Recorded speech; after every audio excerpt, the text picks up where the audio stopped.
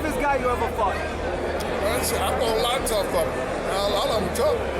You know, but the hard, I think the white Muhammad Kwawi, but I'm like, shoot.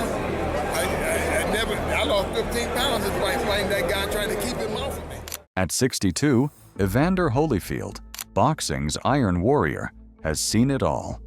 He's gone toe-to-toe with Tyson, outlasted Foreman, and battled legends round after round.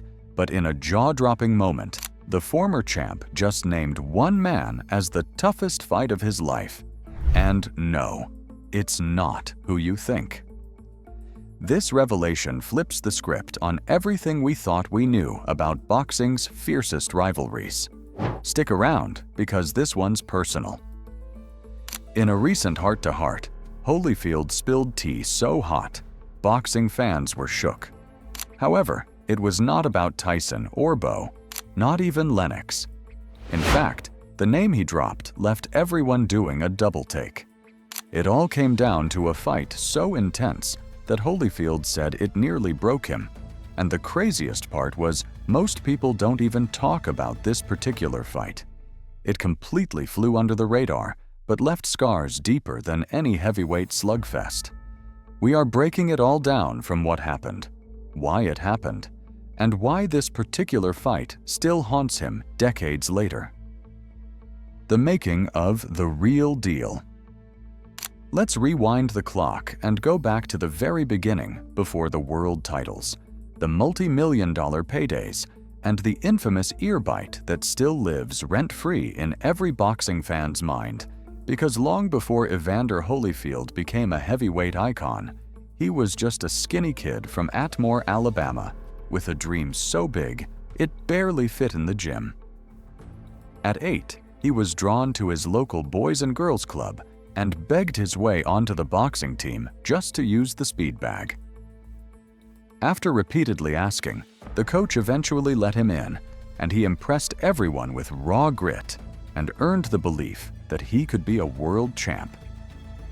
His experience as a boy growing in the small green town of Atmore culminated in one moment that changed the trajectory of Holyfield's career and life altogether.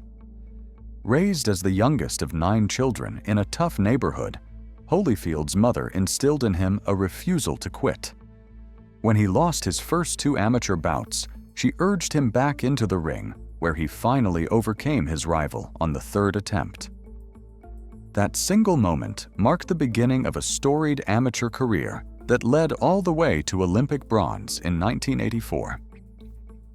Holyfield's career officially started in the summer of 1984, when the Olympics had taken over Los Angeles. The crowd was electric, and the tension was heavy. In the ring was a 21-year-old cruiserweight from Team USA throwing relentless combos, fighting with passion and resilience, like he had something to prove. That 21-year-old was Holyfield, and he did have something to prove. He ended up taking home the bronze medal after a highly controversial disqualification in the semifinals, but instead of letting that loss define him, he used it as fuel. That moment lit a fire that would blaze through the boxing world for the next 2 decades. After the Olympics, Holyfield turned pro faster than anyone could blink. Though back then he wasn't built like the typical heavyweights, what he did have was unmatched discipline, relentless drive, and a mind that processed boxing like a game of chess. He could outthink and outwork just about anyone, and that made him dangerous. By the time he entered the cruiserweight division, people were already talking, because Holyfield didn't just win fights, he dominated them. He cleaned out the cruiserweight division like it was a to-do list. One by one, names were crossed off, and by 1988, he unified the World Boxing Association, World Boxing Council, and International Boxing Federation cruiserweight titles, becoming the undisputed champion. It was at this point that everyone knew the cruiserweight division was too small for a talent this massive.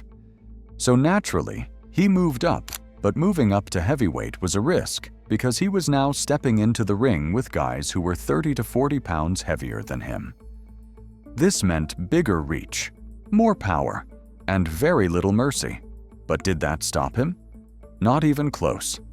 Fast forward to October 1990, and Holyfield's name is now a buzz, but there were still doubts. That was until he stepped into the ring with James "Buster" Douglas. This was the same Buster Douglas who had just shocked the world by knocking out Mike Tyson. Everyone was expecting a tough, drawn-out fight, but Holyfield shocked the world by defeating Douglas. What made that fight unexpected was Holyfield didn't use brute force, but precision. And in the third round, his knockout wasn't just a win, it was a statement. Evander Holyfield was now the heavyweight champion of the world, but he didn't stop there. Next was George Foreman, the 42-year-old powerhouse with fists like sledgehammers. Most fighters would have dodged that fight, but Holyfield ran toward it, and for 12 grueling rounds, the two slugged it out in a battle that was equal parts brutal and beautiful. At the end of it, Holyfield walked away with the win, proving he could take the hardest punches from one of the hardest hitters the sport had ever seen. Following his fight with Foreman was Larry Holmes, another heavyweight legend, another name to check off, and Holyfield won against him too, showing once again that youth, speed, and skill could outlast experience and ring savvy. What made all of this so impressive was how he was doing it. Holyfield wasn't just winning, he was overtaking some of the greatest names in boxing history while barely cracking a smile, almost like he was targeting them to get him to the top. By this point, Evander Holyfield had climbed through 2 weight divisions, cleaned out both, and took down legends without flinching. However, what really set him apart wasn't just the titles or the highlight reels, it was that unshakable belief in himself. He just walked into the ring and proved time and time again that greatness isn't always loud. He conquered cruiserweight glory with brains, grit, and a bronze-fueled fire. But the real test was just beginning because the heavyweights came swinging next, and they came to destroy. Let's talk about the real chaos, the heavyweight years. Evander Holyfield first made a name for himself as a cruiserweight, but his true legend was forged in the brutal battles of the heavyweight division. Let's start with the one that needs no introduction, Mike Tyson. Mike Tyson was boxing's ultimate villain and celebrity spectacle all rolled into one. By the mid-90s, Tyson had already cemented himself as the most feared man in the sport. So when Holyfield stepped into the ring with him in 1996, most people thought it was a mismatch. Tyson was younger, more explosive, and fresh off a comeback, while Holyfield was being called washed. In what many called a miracle upset, Holyfield defeated Tyson. Tyson had his moments, but Holyfield controlled the pace and executed his game plan well. By round 11, the ref stopped the fight. Holyfield had just given the baddest man on the planet a shocking TKO loss and made history. Of course, there was a rematch, and that was the fight that went down in history for all the wrong reasons. The rematch was scheduled for June 28, 1997, and the world was so keen to see the fight that the pay-per-view numbers were off the charts. The rematch between Mike Tyson and Evander Holyfield wasn't just a fight, it was personal. Tyson came out swinging, aggressive, and looking for redemption after losing their first bout, but once again, Holyfield stayed calm under pressure, using his experience and resilience to keep control. However, in round 3, Tyson suddenly bit Holyfield's ear during a clinch, tearing a piece off. The crowd was stunned, the referee was confused, and Holyfield was left bleeding. The fight quickly spiraled into chaos. Tyson was disqualified, later fined $3 million, and had his boxing license temporarily revoked. It was a moment that turned a high-stakes title match into one of the most infamous nights the sport has ever seen. The news of this infamous match hit the headlines before anyone could say Jack Robinson. However, Holyfield revealed something shocking about it. For him, Tyson was not his toughest opponent.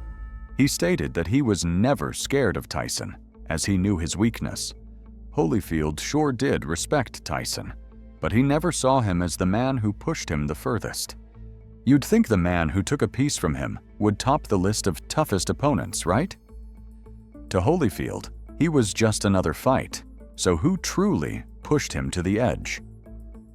Between 1992 and 1995, Holyfield and Bowe contested in the most brutal trilogies in boxing history, each aiming for the crown of world's best. Their first match was epic. Bowe, still in his prime, used up every trick in his old boxing book, with his size giving him some seeming advantage. Holyfield, on the other hand, was not about to let his name be put on the mud by Bowe. He gave it his all, fighting passionately and using all the experiences in his arsenal. They fought for 12 tough rounds, and Bowe came out on top, but he definitely felt all of Holyfield's fire. In the rematch, Holyfield adjusted. He boxed smarter and reclaimed the belt, becoming the first fighter since Ali to regain the heavyweight title. However, in their third fight, all hell broke loose. This was the night of the infamous Fan Man incident, and if you've never heard of it, here's what happened.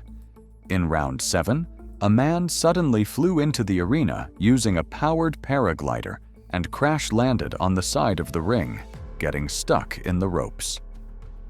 The man was James Fan Man Miller, a 29-year-old stunt performer known for wild airborne stunts. He had taken off nearby and tried to fly over the venue, but miscalculated and ended up right in the middle of a major boxing match. Following this unexpected arrival, chaos broke out. Fans and security thought it might be a terror attack, and people rushed him, punching and kicking until police stepped in. Miller ended up hospitalized from the beating, and this chaos caused the fight to be delayed for 21 minutes while things calmed down. When it finally resumed, both fighters gave it their all. Sadly, Holyfield lost by TKO, but fans witnessed a brutal, unforgettable battle. After his fight with Bowe, Holyfield went up against Lennox Lewis in 1999. They fought to a controversial draw that had fans furious, and in the rematch later that year, Lewis took a more convincing decision, but not without being tested.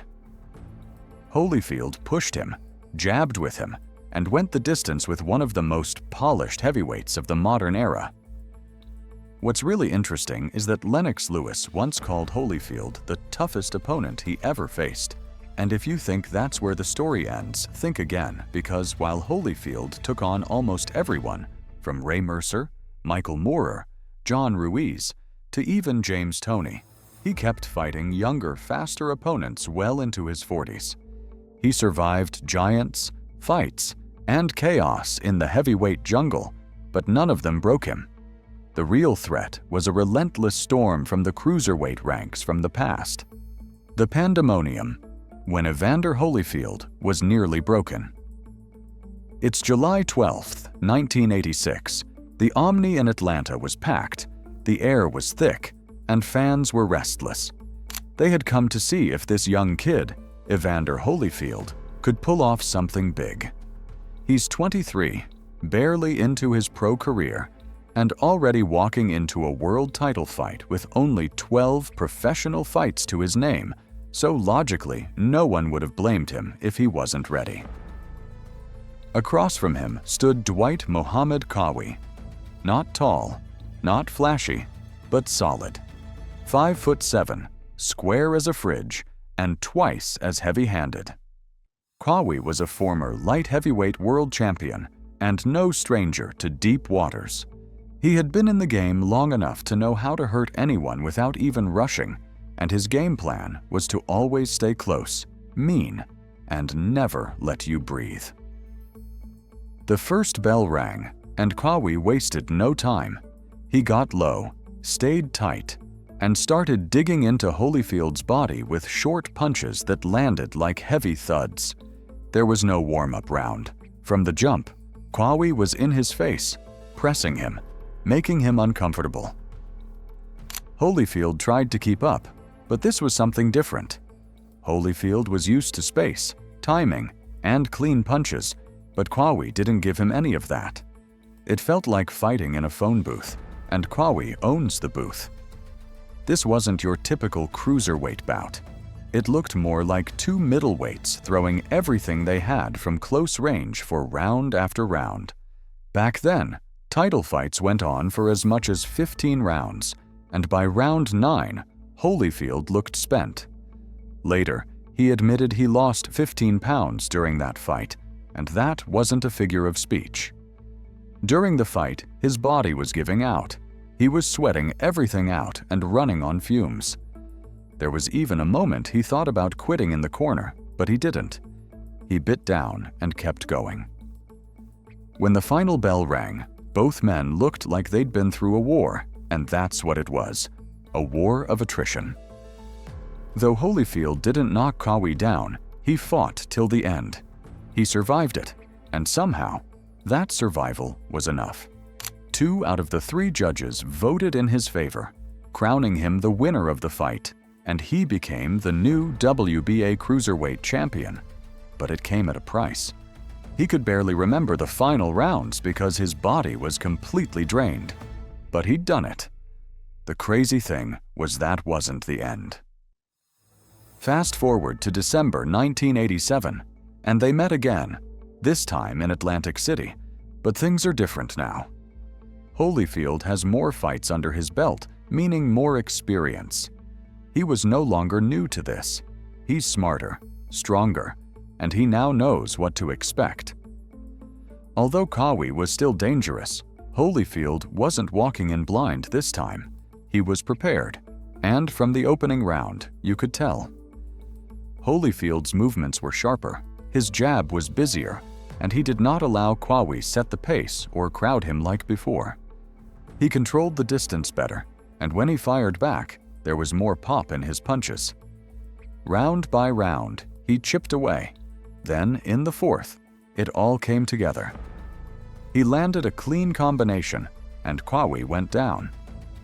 The ref waved it off, and Holyfield won by knockout. That second fight didn't go 15 rounds because it didn't need to. Holyfield had figured it out and had taken everything Kwawi threw at him in their first battle, learned from it, and came back with answers. He wasn't just surviving anymore, he was commanding the ring, and that difference between the 2 fights said a lot. The first one broke him down, while the second one proved he had grown. That stretch of time in between was where Holyfield built the version of himself that would go on to win heavyweight titles and fight legends. You hear it in Holyfield's voice today. When he talks about Kwawi, he doesn't talk like it was just another fight. He calls it the toughest of his career, not because it was the bloodiest or the longest, but because it pushed him further than he had ever been pushed. Kwawi wasn't out to knock him out early. He was trying to wear him down, round after round, until nothing was left. So yes, Holyfield fought Tyson. He went to war with Bo and took on Lennox Lewis, but none of those guys made him question everything the way Kwawi did. That first fight wasn't only about titles, it was a test, and passing it meant everything. Looking back, that win over Kwawi was the starting point. The moment Holyfield learned he could dig deep, that he could push through the pain and find something extra.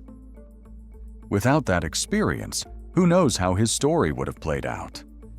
Kwawi didn't just give Holyfield a hard fight, he gave him a lesson, and Holyfield never forgot it.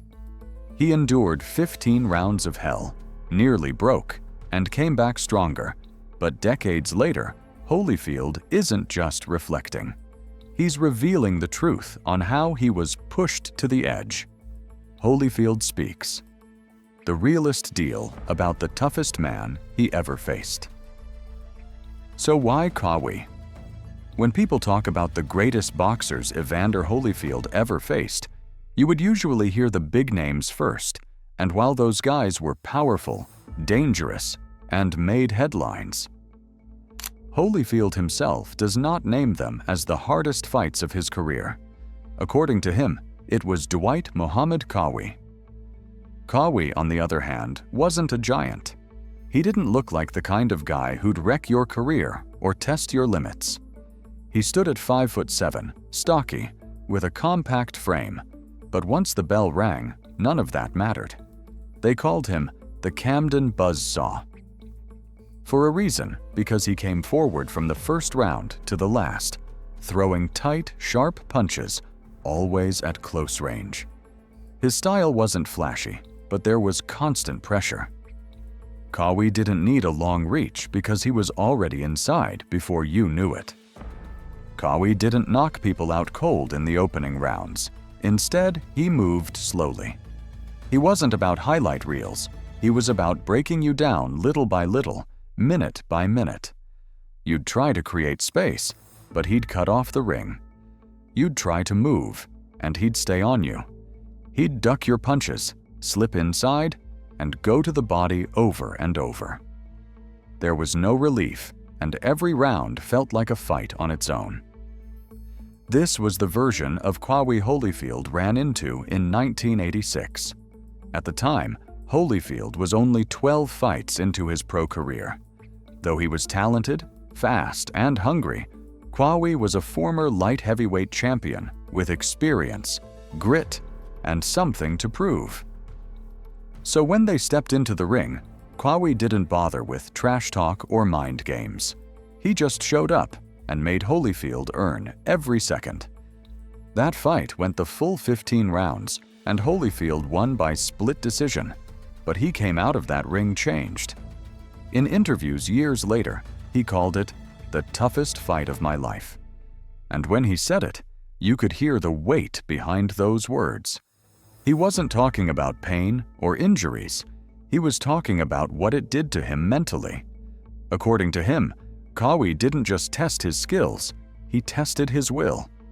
This is the same Holyfield who stood toe-to-toe with Mike Tyson twice, the same man who went to war with Riddick Bowe across 3 epic fights, and the same fighter who took shots from Lennox Lewis, one of the smartest and strongest heavyweights ever. Yet none of them, in Holyfield's mind, pushed him the way Qawi did. Holyfield survived that war in 1986, but he didn't forget it. He said that fight made him better, forced him to grow, and 2 years later, when they met for a rematch, he showed it. Holyfield stopped Qawi in 4 rounds. This wasn't luck, it wasn't revenge, it was growth. Holyfield fought smarter. He controlled the pace. He didn't fight with fear, but focus. That rematch was the turning point, the moment Holyfield went from talented to complete. But even after that win, he still said the first fight was the one that mattered most. So maybe the real question isn't who hit the hardest, or who had the biggest name. Maybe it's who made the biggest difference, and in Holyfield's case, that answer was Dwight Muhammad Qawi. Do you think Qawi deserves that title as Holyfield's toughest opponent? Or do Tyson, Bowe, or Lewis make a stronger case? What would Holyfield's legacy look like if he hadn't made it through those 15 rounds back in 1986? Let us know your thoughts in the comment.